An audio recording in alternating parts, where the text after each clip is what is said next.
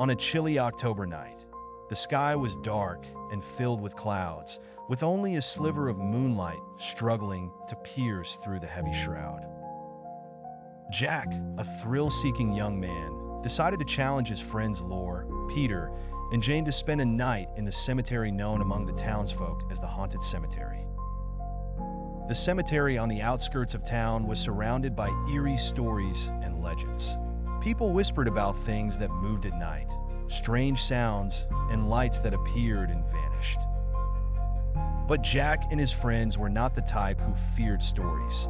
They sought a different kind of thrill, an experience to recount after the challenge. They arrived at the cemetery at midnight. Silence reigned, interrupted only by the wind rustling the branches of ancient trees.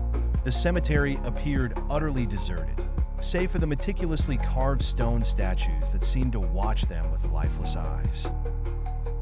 Jack smirked and said, "It looks like the ghosts are on vacation tonight." Everyone tried to laugh, but the chuckles were tinged with unease. They all felt something unsettling in the air, but they ignored it and proceeded to set up a small camp among the graves. Lore sat beside a massive tree, gazing at the long shadows dancing on the tombstones. Suddenly, she heard a faint sound from afar, like a cat's meow. She said hesitantly, "Did anyone hear that?"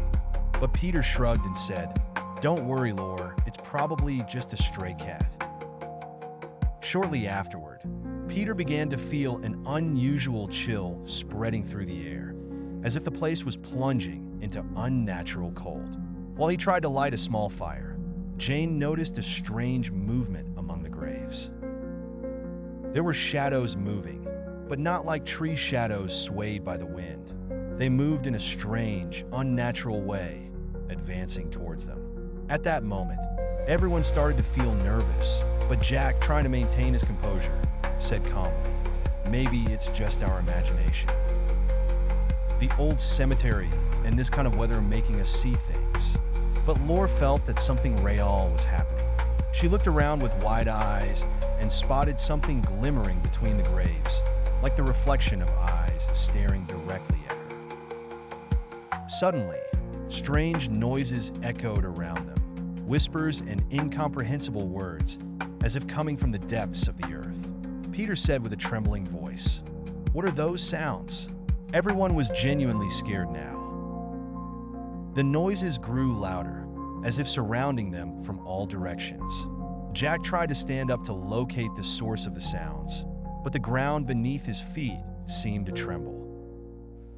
Then Jane screamed, pointing towards one of the graves, where a misty figure of a woman in a long dress appeared. Her features were unclear, but they could see her bulging, angry eyes. She moved steadily through the mist, as if she knew them and wanted something from them. The friends began to scream, each trying to flee in a different direction. Jack ran quickly, but he felt something grab his foot.